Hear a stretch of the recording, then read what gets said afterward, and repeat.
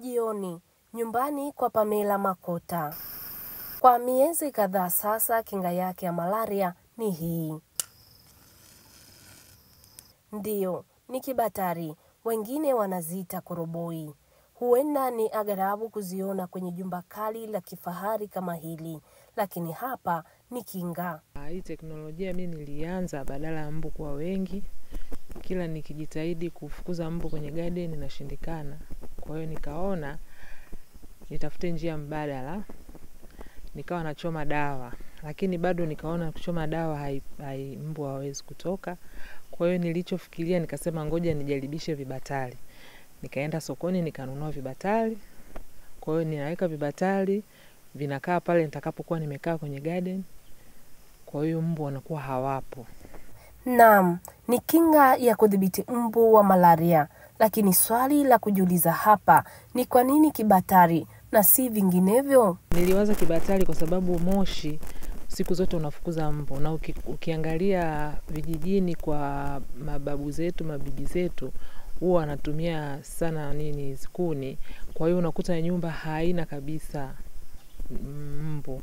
Yaani kwanza hata historia za malaria huko kijijini hawazipati kwa sababu ya moshi unakuwa mwingi kwenye nyumba. Kwa hiyo yani moshi unafukuza sana, na ukiangalia hata dawa zile za mbu, mara nyingi moshi unavotoka ndio moja kwa moja ambapo mbu wanaondoka.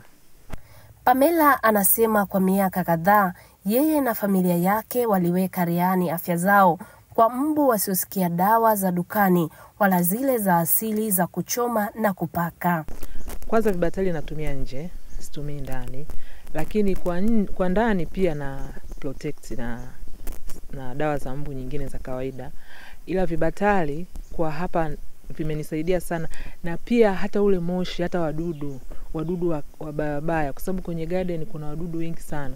Kwa hiyo hata wale wadudu wanapotea, hata kama kuna nyoka, yani kuna wadudu tu wakisikia ile harufu wanaondoka. Ni matokeo ya vibatari, na ukivitumia kwa nyakati hizi si tu kimbizo la mbu bali ni pambo la mji wa Pamela. Lakini hofu na wasiwasi wangu ni usalama uvumapo upepo. Sehemu ninayokaa ni wazi, ila ni garden. Kwa hiyo ukiweka vibatari vyako kwenye garden na unahakikisha unapotoka kwenye garden lazima uzime na uvitoe ili kuprotect hiyo hali. Maana unaweza ukasema uviache alafu baadaye jani likaanguka, matokeo yake ikaja ikaleta madhara.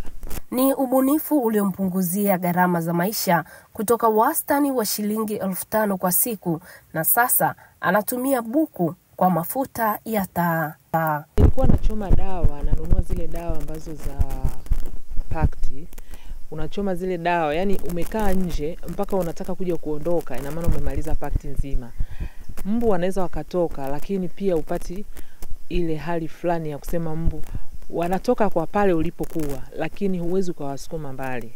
Pamela anasema mbinu hii ya vibatari katika kudhibiti mbu na mazalia yake huenda ikawa suluhisho kwa mazalia ya mbu kwenye makazi yenye maeneo makubwa ya bustani za maua.